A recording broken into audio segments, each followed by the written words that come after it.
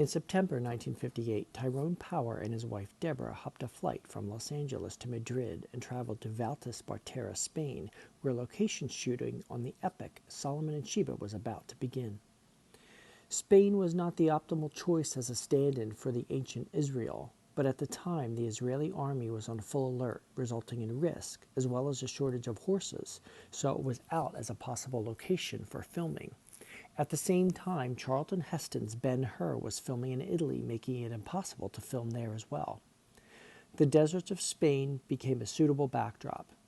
United Artists would have preferred to film the entire movie on the studio backlot in Hollywood. However, the leading lady, Gina Lollobrigida, was involved in a contract dispute with Howard Hughes at the time and was forbidden from filming on the United States soil, so the alternative was chosen. For Tyrone Power, it was a profitable business venture, more than a chance to stretch as an actor.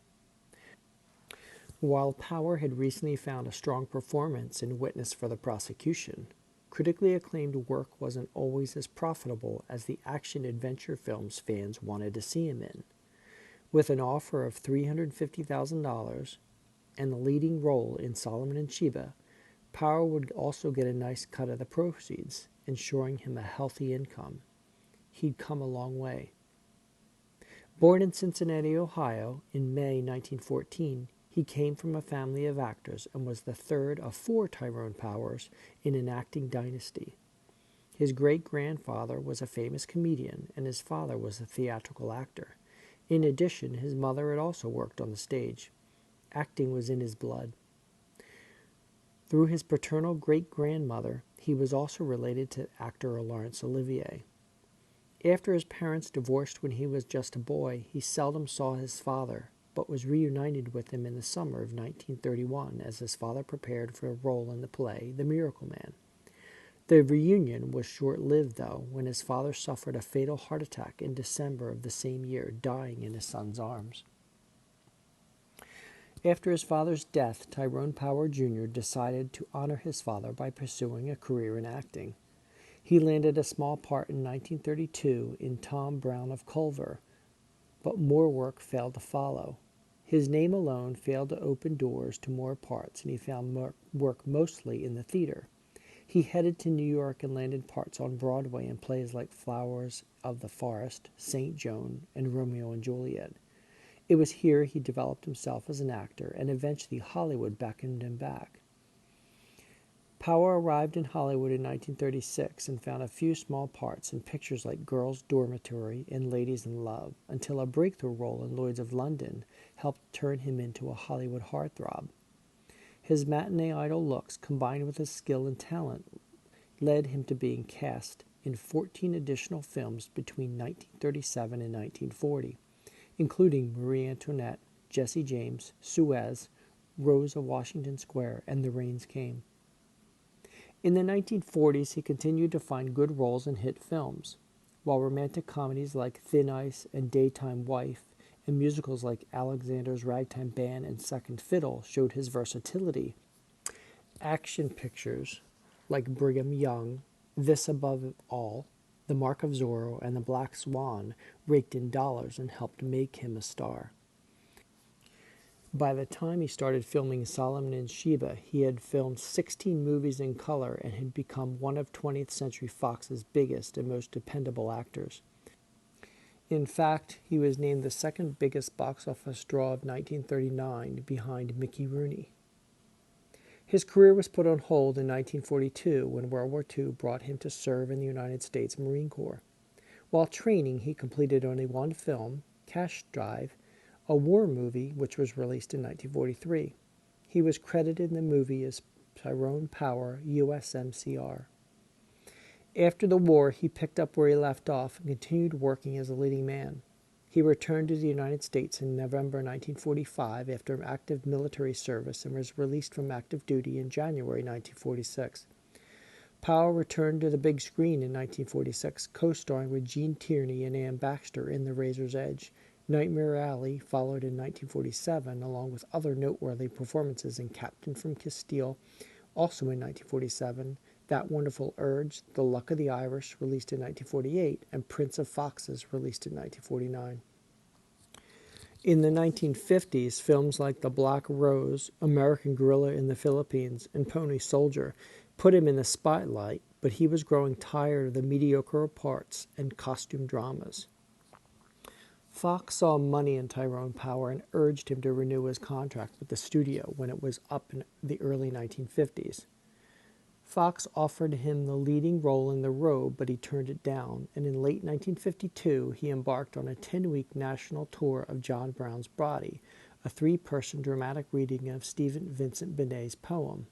He delivered some 65 performances on Broadway before it closed in April 1953, and then followed it up with a second national tour from late 1953 into early 1954. Between stage productions, Power starred in The King of Khyber Rifles for Fox and The Mississippi Gambler for Universal International. Power gained new clout in Hollywood in renegotiating his Fox contract, with his future work earning him a lucrative percentage of the profits from his films. If his films were hits, he would earn millions more in additional income. Between films like Untamed and The Long Gray Line, he continued to work in the theater, starring in The Dark Is Light Enough, A Quiet Place, and The Devil's Disciple. His final completed film for Fox was the movie version of Ernest Hemingway's The Sun Also Rises. Released in 1957, he co-starred alongside Ava Gardner and Errol Flynn. However, his most noteworthy performance came in 1957 when he starred as an accused murderer in the film adaptation of Agatha Christie's novel Witness for the Prosecution. Film producer Edward Small had made his way around Hollywood, working at studios like RKO and Columbia Pictures before turning up at United Artists in 1950. He wanted to produce a film about King Solomon starting back in 1953, and over the next few years develop a screenplay into what would become Solomon and Sheba. In 1955, Gina Lollobrigida signed on as the film's leading lady, and United Artists agreed to distribute the film, offering Small a portion of the funds needed to cover the film's estimated $6 million budget. For the role of Solomon, Power initially turned down the part. However, after an agreement to rewrite his part, along with a nice cut of the profits, he changed his mind. Copa Productions, Power's own company, was contracted to co-produce the feature. An initial production timeline for 1956 went out the window while the script was rewritten, and other commitments from cast and crew delayed it further. Finally, in the fall of 1958, the production kicked off in Spain with filming in Madrid, Valdespartera, and Zaragoza. Location shooting was expected to run from September 15th until mid-December, and King Vidor was on board to direct. Filming began smoothly and proceeded well, with the cast and crew all focused on the job at hand. By November, Power had filmed roughly 75% of his scenes, and the film was on time to complete as scheduled when tragedy struck. On November 15th, Tyrone Power arrived on the set at Sevilla Studios outside Madrid to film a duel sequence with George Sanders. Ironically, the two had dueled once before, back in 1942 on the film The Black Swan. This time the duel scene was repeated as many as 8 times from various angles, and as the scene dragged on, Power began to show signs of exhaustion and strain from the lengthy action sequence. Power finally, after some time, dropped the sword, refusing to continue, and began complaining of chills and pain in his left arm. He thought it was simply the strain of the fighting and waving swords in the heat, and he needed a break before he could continue. Back in his dressing room, he lay down and was given a brandy to relax. However, it quickly became clear that the situation was far more serious than exhaustion, and the pain grew more intense, and Power grew pale and collapsed.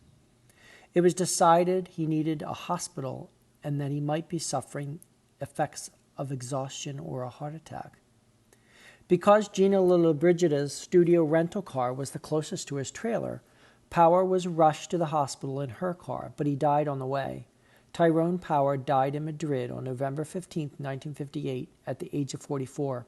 It took everyone by surprise.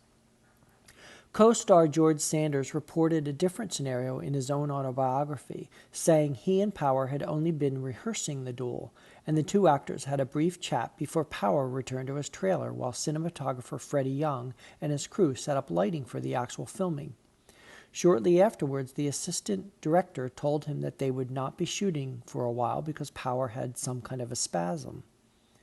I wandered over to his trailer and opened the door, wrote Sanders. He was sitting in a chair twisted over on the left side and holding tightly to his arm. His head was tilted over rigidly as though some crick in his neck prevented him from straightening it. Even though he was wearing makeup, his face had a bluish sort of color, but he greeted me with a smile. Sanders wrote that a short time later, the assistant director appeared in his doorway of his trailer, telling him that the shooting had been called off for the day. Shocking Sanders, the assistant director said, "I suppose you know that Tyrone died." In another version of events, during the last take of the duel, Power clutched his shoulder and stopped the action, and staggering, was caught by several crewmen before he fell. He left the set saying, "I've got to stop, I don't feel well." Complaining of chest pain, he was helped to his trailer and lay down face up on the bed. He was given a brandy, but medically, that would have only made matters worse. He told his stand-in, Mike Steckler, not to worry. "The same thing happened to me about a week ago." And then he collapsed. Production on Solomon and Sheba came to a halt. After Power's death, United Artists had a hard time deciding what to do. Tyrone Power had completed as much as 2/3 of the picture, but not enough of the close-ups to complete the film without him, including several love scenes. The studio had insured the film to the tune of $3 million should he or any other actor become unavailable to complete the picture. While the studio tried to decide what to do, Lloyd's of London shelled out $100,000 a day to keep the production afloat. The studio considered reworking the script to include Power's footage as a young Solomon and then cast another actor to become the older Solomon, but the idea was nixed. United Artists, deciding recasting Power was the only solution, offered the part to a host of actors including Gary Cooper, William Holden, Robert Taylor, and Charlton Heston, but all were either unavailable or declined the part. Yul Brynner was finally approached and took on the part, being paid some $700,000, double what Power was originally to be paid. Brynner also got 15% of the gross from ticket sales. The film was completed after 10 additional weeks of production at a cost of some $6 million. Key love scenes between the lead actors remained to be shot, so Power's close-ups were cut from production and his scenes were refilmed with Brynner.